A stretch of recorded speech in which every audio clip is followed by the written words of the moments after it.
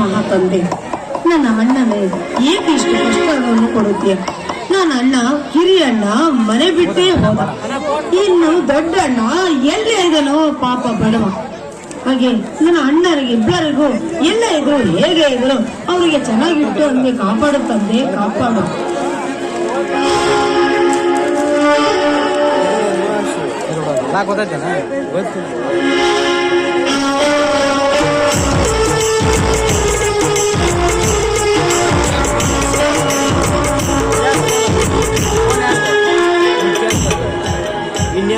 ಪವಿತ್ರ, ಪೂಜೆ ಆಯ್ತೇನಮ್ಮ? ಆಯ್ತಣ್ಣ, ಪೂಜೆ ಆಯ್ತು. ಪವಿತ್ರ, ಅದೆಷ್ಟು ಬೇಗನೆ ಎದ್ದು ಆ ಮಾರುತೇಶ್ವರನ್ನ ಸ್ಮರಿಸುತ್ತೇವಮ್ಮ.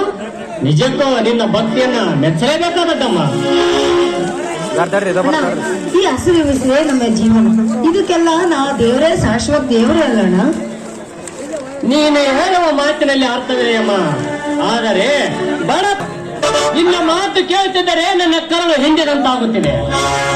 ಮದುವೆಯ ವಯಸ್ಸಿಗೆ ಕಾಲಿಟ್ಟಿರುವ ತಂಗಿಗೆ ಸರಿ ಮನುಷ್ಯರು ಕಟ್ಟಿಸುವ ತುತ್ತು ಅನ್ನ ಹಾಕಲನೆ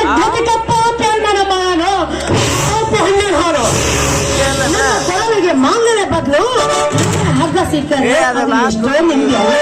ಗೊತ್ತಿಲ್ಲ ಅಂತ ಕೇಳದೆ ತಂಗಿ ಮುರಿಯದಿರುವ ಮಾತನ್ನ ಎಷ್ಟೇ ಕಷ್ಟ ಬಂದರೂ ಎದುರಿಸಿ ಮದುವೆ ಮಾಡುವ ಭಾರ ನನ್ನನ್ನೇ ಕೂಡಿಲ್ಲ. ಇದ್ದೊಬ್ಬ ತಮ್ಮನಂತೂ ಮನೆ ಬಿಟ್ಟು ಹೋದ. ಆಗ ನಿನ್ನನ್ನು ಸಾಕಿಸಲೇಬೇಕಾದ ನನ್ನ ಕರ್ತವ್ಯ ತಂಗಿ, ನನ್ನ ಕರ್ತವ್ಯ.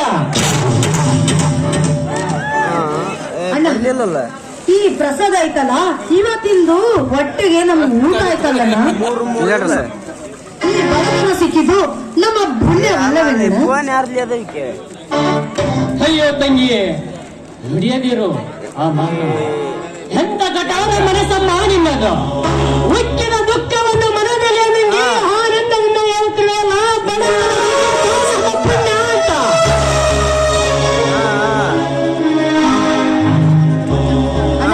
ಪಾಲಿಗೆ ಬಂದಿದ್ದು ಪಂಚಾಮೃತ.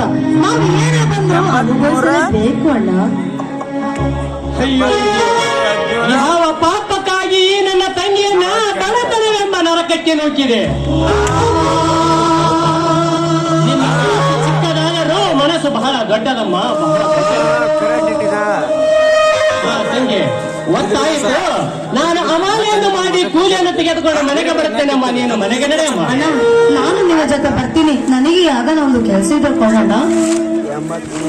ನಿಂಗೆ ಬೇಡ, ನೀನು ದುಡಿಯೋದು ನನ್ನಿಲ್ಲ ಸಹಿಸವಾಗದು. ನೀನು ಚಿಕ್ಕವಳಿರುವಿರಿ, ಮನೆಯಲ್ಲೇ ರಾಮ, ನಾನೇ ಹೋಗಿ ಬರುತ್ತೇನೆ. ಆಯ್ತಣ್ಣ, ನಿನ್ನ ಮನಸ್ಸು ನಾನು ಯಾವತ್ತಿಗೂ ನಿಲ್ಲಿಸಲಾರೆ ಅಣ್ಣ. ಹಾಗೆ ಹೋಷಣ್ಣ ಎಲ್ಲಾದ್ರೂ ಭೇಟಿ ಆದ್ರೆ ಖಂಡಿತವಾಗೂ ಕರ್ಕೊಂಡ್ ಬಾ.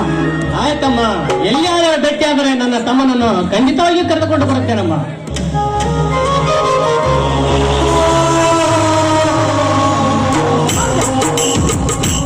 ನೋಡ್ದ ತಂದೆ, ಈತ ಬಡವರಿಗೆ ಏಕಿಂತ ಕಷ್ಟ ಕೊಟ್ಟೆ ತಂದೆ. ನನಗೆ ಪರಿಹಾರ ಕೊಡಬೇಕು ತಂದೆ, ಕೊಡಬೇಕು.